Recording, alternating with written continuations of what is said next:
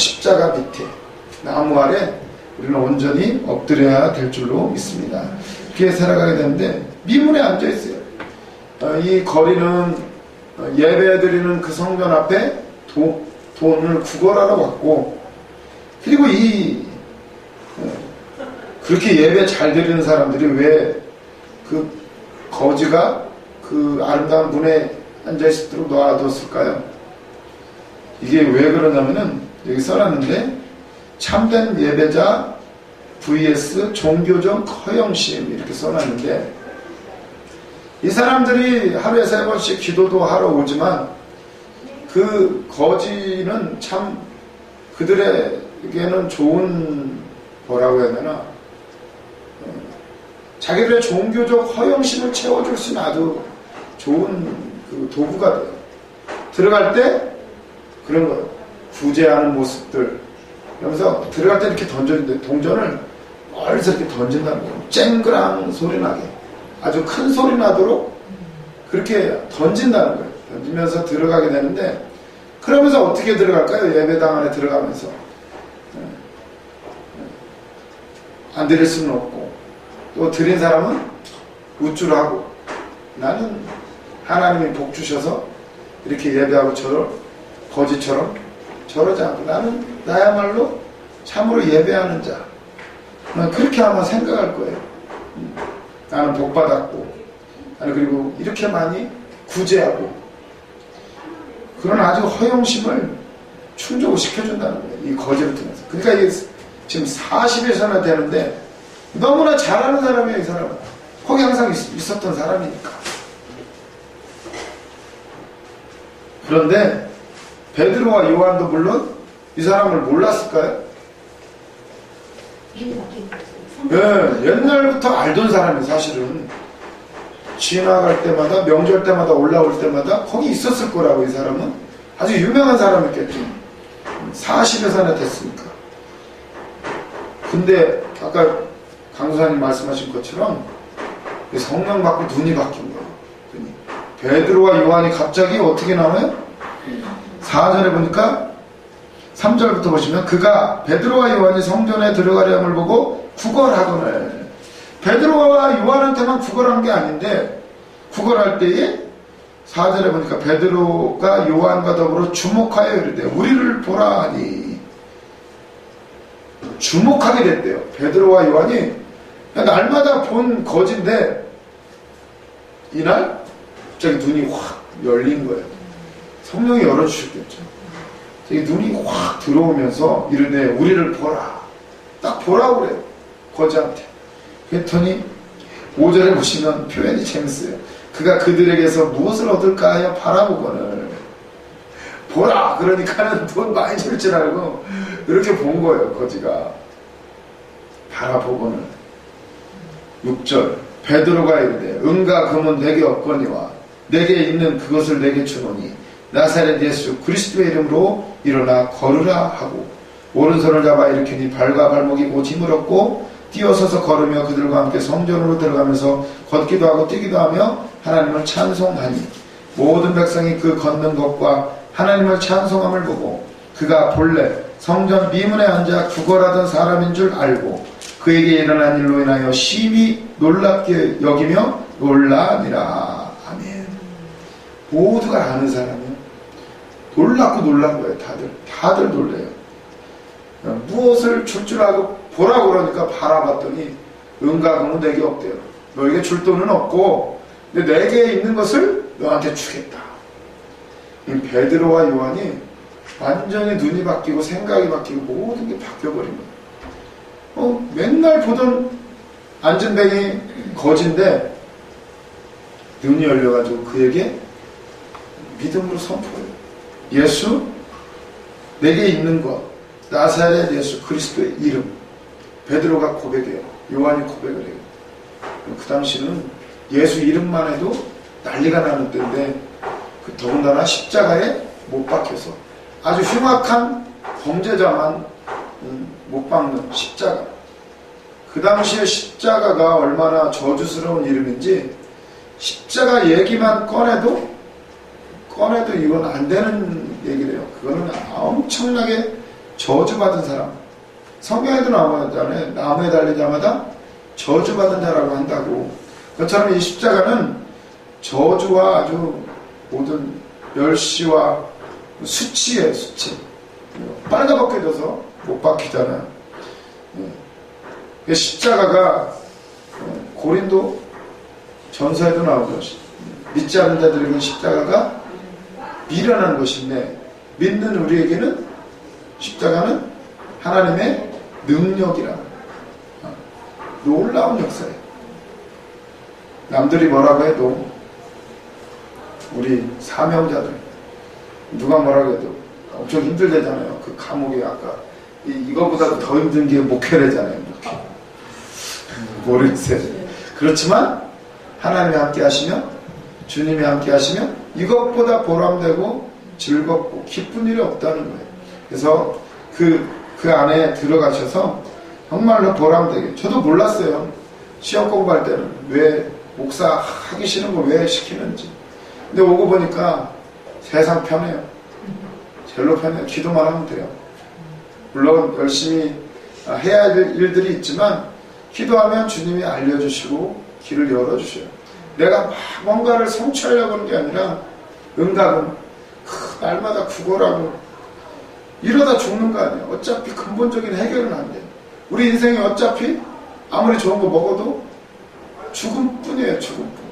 그러나 예수 그리스도 안에서 우리는 생명을 얻었을 뿐만 아니라 이 땅에 살아가면서도 어디로 가면 우리가 어디서 와서 어디로 가는지도 알고 인생의 목표도 알고 그리고 소망 가운데 나가게 되는 큰 복을 우리에게 주신 줄도 믿습니다. 그래서 보면 은과 금은 내게 없거니와. 내가 무슨 일을 할까? 그냥 우리한테 있는 걸 주면 되더라고. 우리한테 있는 거. 내가 지식이 있으면 지식으로 일하면 되고 건강 있으면 건강으로. 아무튼 내가 할 수 있는 걸로 하면 되더라고. 그리고 주님이 주신 거 바로 예수 그리스도의 이름으로 우리에게는 기도할 수 있는 힘을 주셨고요. 그냥 기도하면 돼. 그게 무기고. 그래서 내게 있는 것으로 한다는 거, 예수 그리스도의 이름으로 한다는 거 기억하시면서 어떻게 설교하다 그냥 예수 그리스도의 이름 전하면 되고요. 내가 만난 주님 전하면 돼요. 아까 저도 간증을 했잖아요. 제가 만난 주님 그거였어요. 저는 그저 점치듯이 주님 앞에 나왔지만 주님은 저를 불쌍히 여기시고 옳은 길로 인도하셔요. 지난주에도 얘기했지만 우리 여기 앞에 계시는 우리 김동원 전사님은 화투를 치기 위해서 아내를 교회로 보냈지만 그걸 하나님은 바꾸셔가지고 온 가족이 구원받을 뿐만 아니라 또한 이렇게 축복의 통로로 만들어주신 것을 보면서 우리의 힘으로는 오늘 강사님도 그러시잖아요. 그냥 술 마시고 돌아다니면 오늘 갑자기 교회를 들어가고 싶은 마음이 생겨서 들어갔는데 그냥 붙잡혀버렸다고. 그래서 저 그 은혜를 원해요. 하나님 그냥 저 은혜 저한테도 주세요. 이대로는 안 돼요. 완전히 사로잡혀서 성령에 사로잡혀서 비교하고 판단하고 이게 문제가 아니라 진짜 성령에 사로잡혀서 날마다 달려갈 길을 달려갈 수 있도록 완전히 붙잡아 달라요. 아까도 얼마나 눈물이 나는데 하나님을 놀라워요.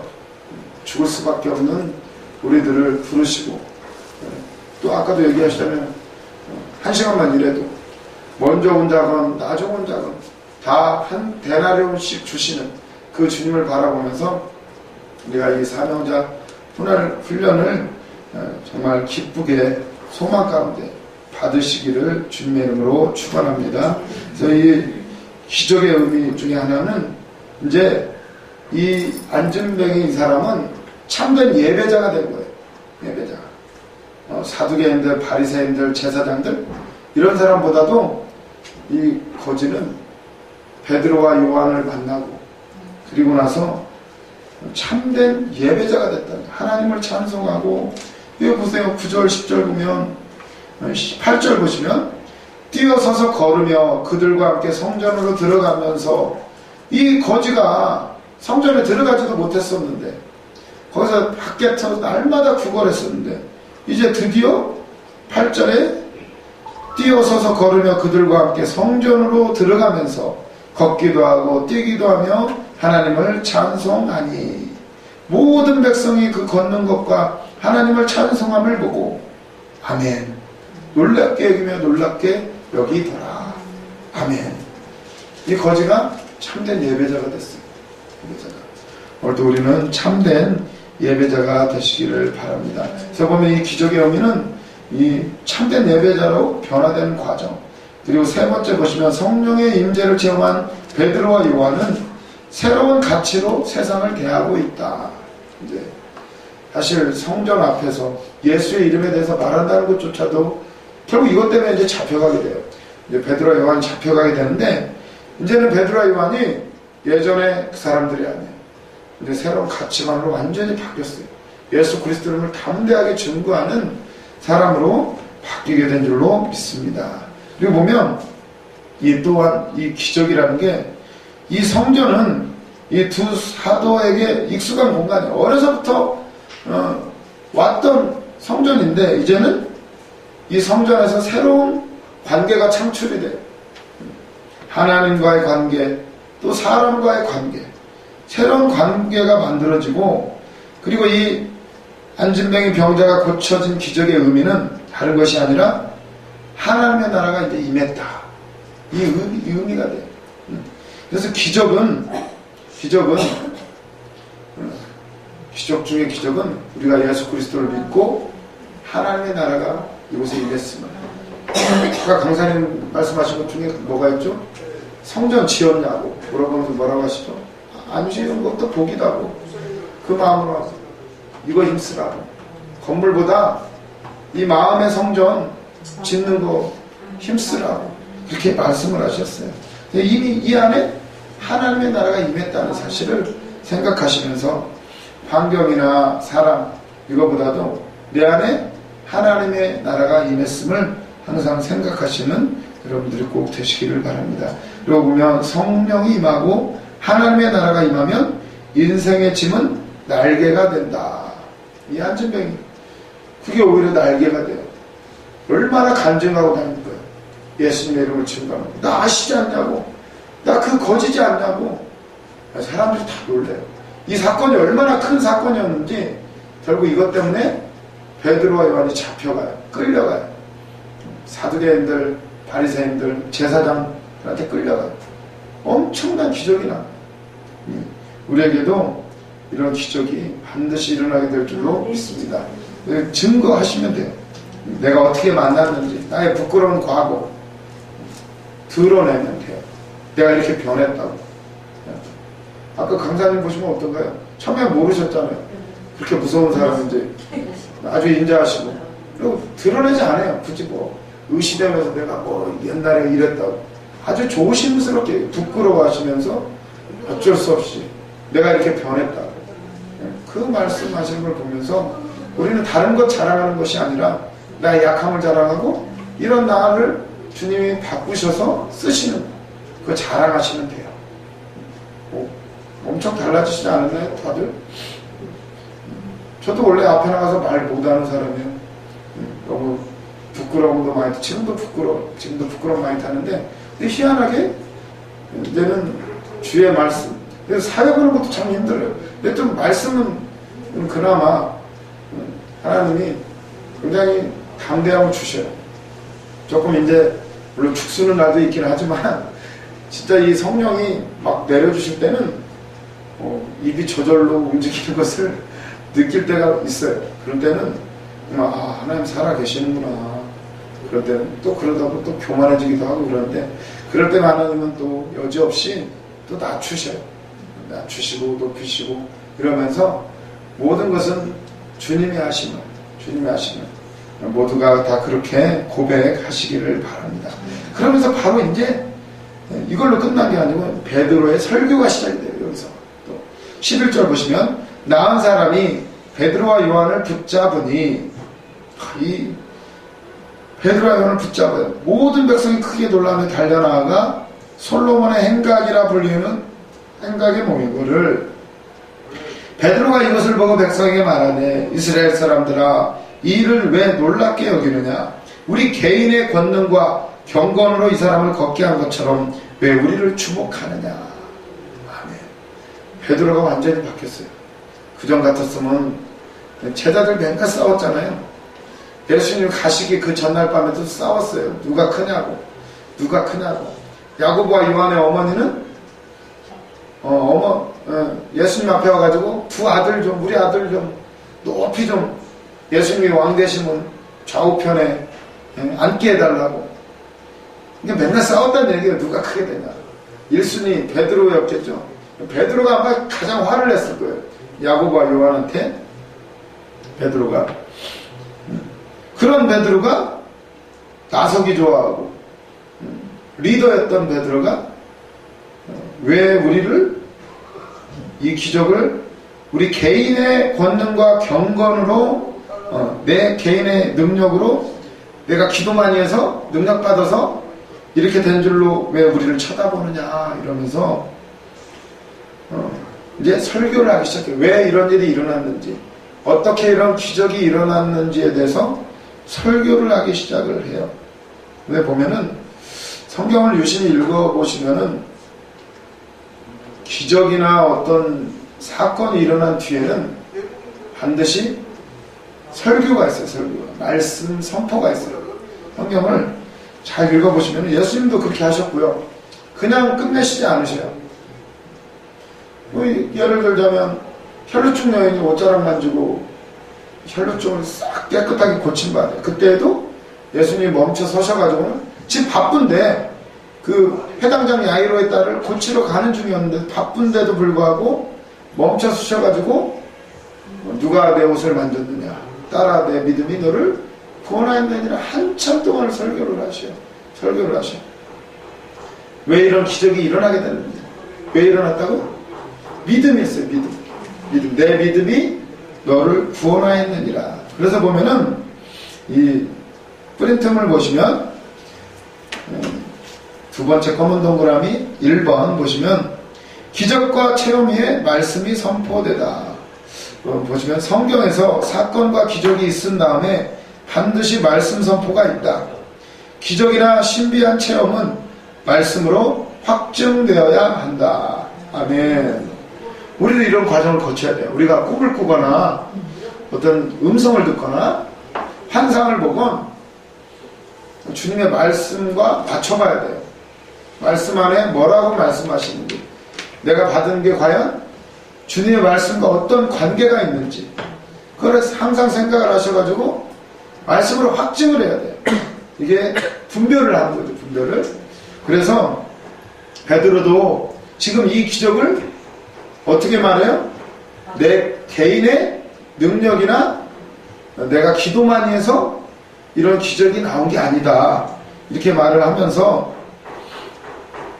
이게 말씀을 선포를 쭉 하게 돼요. 뭘로 하게 됐느냐? 13절 보시면 아브라함과 이삭과 야곱의 하나님 곧 우리 조상의 하나님이 그의 종 예수를 영화롭게 하셨느니라. 바로 예수 그리스도를 선포해요.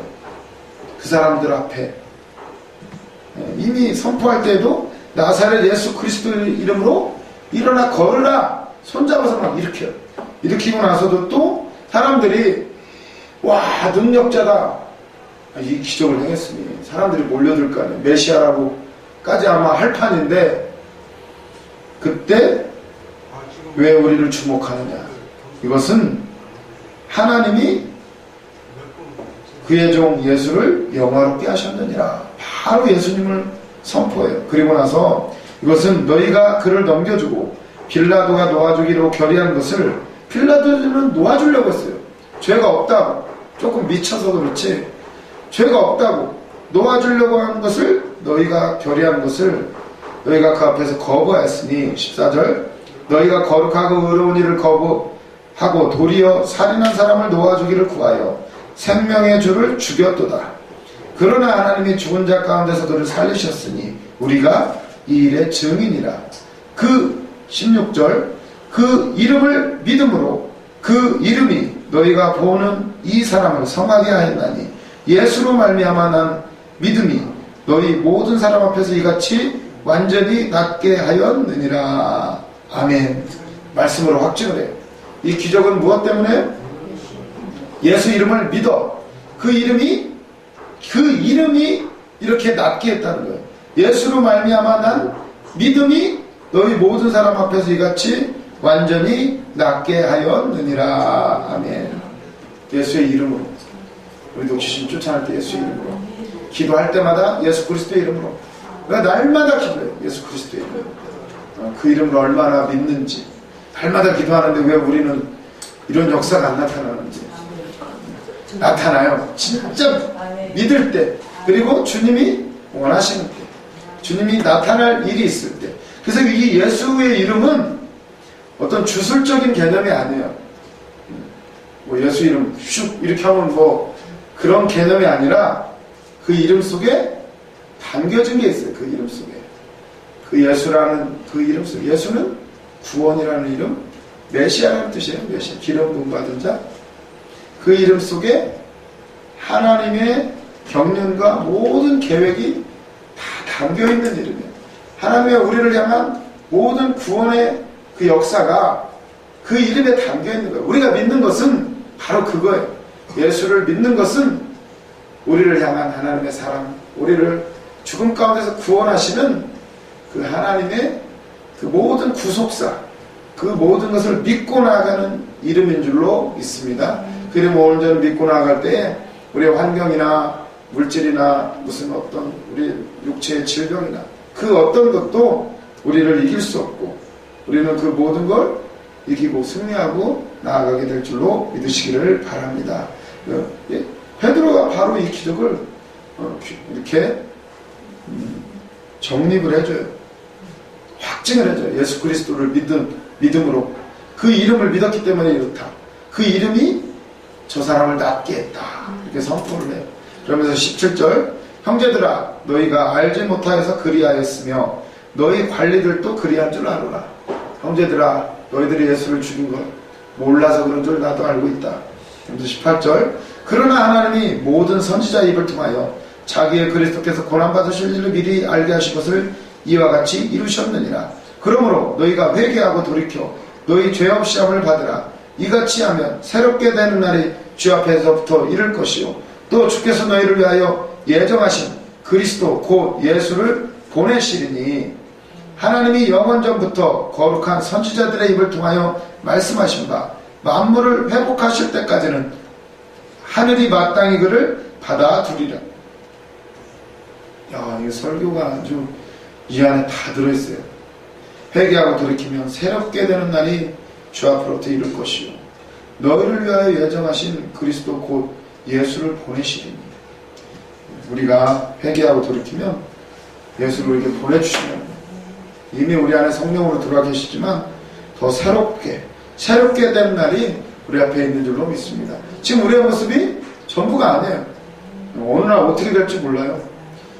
성경, 저 여기 김한나 목사님 같은 경우도 그냥 열어주셨대요. 성경 기도했는데 여기서도 설교 많이 하셨죠.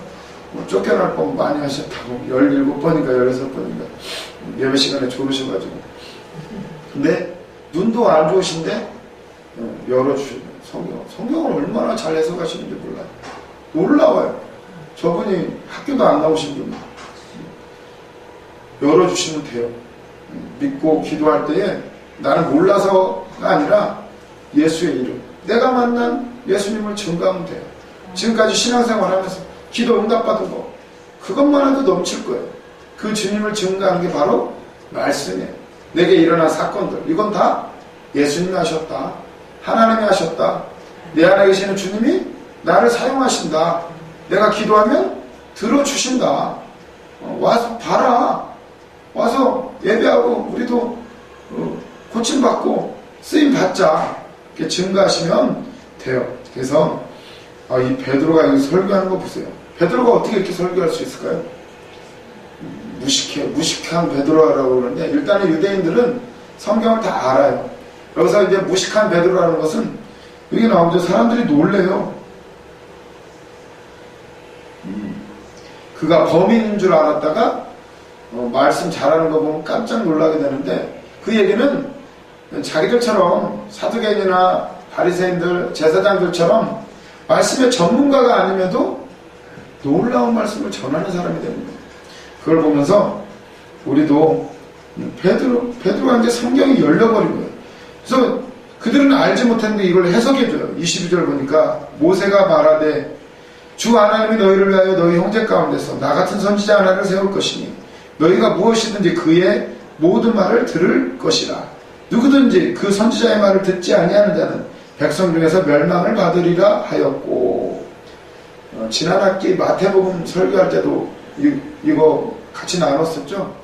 신명기 18장 15절에 보면 모세가 이제 가나안 땅을 앞두고 마지막 고별 설교를 해요. 이스라엘 백성들 앞에.